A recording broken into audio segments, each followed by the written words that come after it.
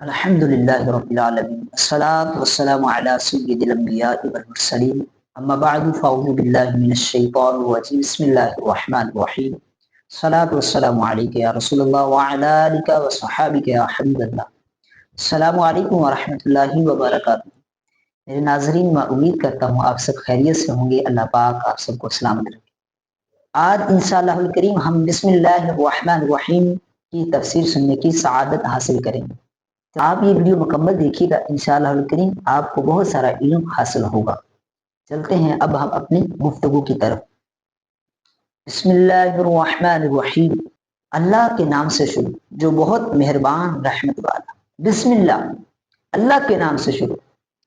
علامہ احمد ساوی رحمۃ اللہ تعالی علیہ فرماتے ہیں، قرآن مجید کی ابتدا بسم اللہ سے اس لیے کی گئی تاکہ اللہ تعالیٰ کے بندے اس کی پیروی کرتے ہوئے ہر اچھے کام کی ابتدا بسم اللہ سے کریں۔ اور حدیث پاک میں بھی ہے کہ اچھے اور اہم کام کی ابتدا بسم اللہ سے کرنے کی ترغیب دی گئی ہے۔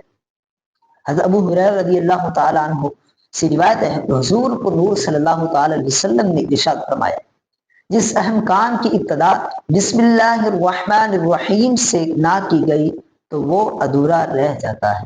لہذا تمام مسلمانوں کو چاہیے کہ ہر نیک اور جائز کام کی ابتدا بسم اللہ الرحمن الرحیم سے کریں، اس میں بہت برکت ہے۔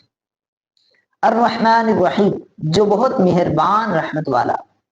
امام فخر الدین رازی رحمۃ اللہ تعالی علیہ فرماتے ہیں، اللہ تعالیٰ نے اپنی ذات کو رحمان اور رحیم فرمایا، جو اس کی شان سے بعید ہے وہ رحم نہ فرمائے۔ مروی ہے کہ ایک سائل نے بلند دروازے کے پاس کھڑے ہو کر کچھ مانگا تو اسے تھوڑا سا دے دیا گیا۔ دوسرے دن وہ کلہاڑا لے کر آیا اور دروازے کو توڑنا شروع کر دیا۔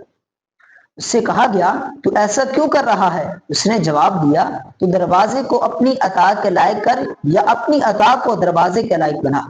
اے ہمارے اللہ عز و جل، رحمت کے سمندروں کو تیری رحمت سے وہ نسبت ہے جو ایک چھوٹے سے ذرے کو تیرے عرش سے نسبت ہے، جو تو نے اپنی کتاب کی ابتدا میں اپنے بندوں پر اپنی رحمت کی صفت بیان کی، اس لیے کہ ہمیں اپنی رحمت اور فضل سے محروم نہ رکھا۔ اللہ اکبر۔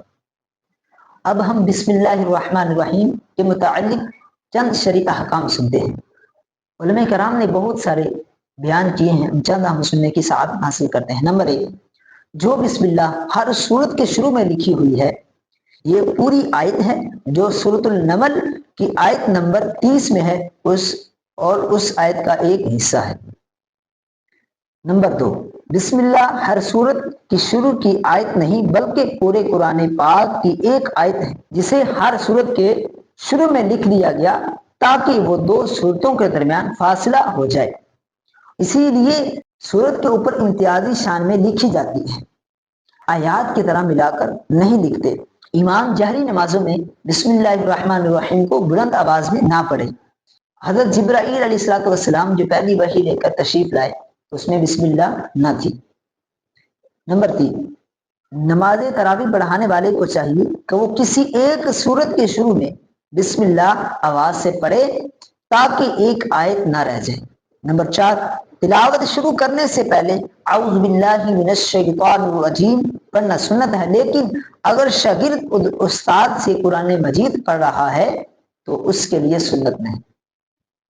نمبر 5، سورت کی ابتدا میں بسم اللہ پڑھنا سنت ہے ورنہ مستحب ہے۔ نمبر 6، اگر سورۃ توبہ سے تلاوت شروع کی جائے تو اعوذ باللہ اور بسم اللہ دونوں کو پڑھا جائے، اور اگر تلاوت کے دوران سورۃ توبہ آ جائے تو بسم اللہ پڑھنے کی حاجت نہیں۔ اللہ پاک کی بارگاہ میں دعا ہے کہ ہم سب کو قرآن پاک کو پڑھ کر سمجھ کر اس پر عمل کرنے کی توفیق عطا فرمائے۔ آمین بجاہ خاتم النبی الامین صلی اللہ تعالی علیہ وسلم۔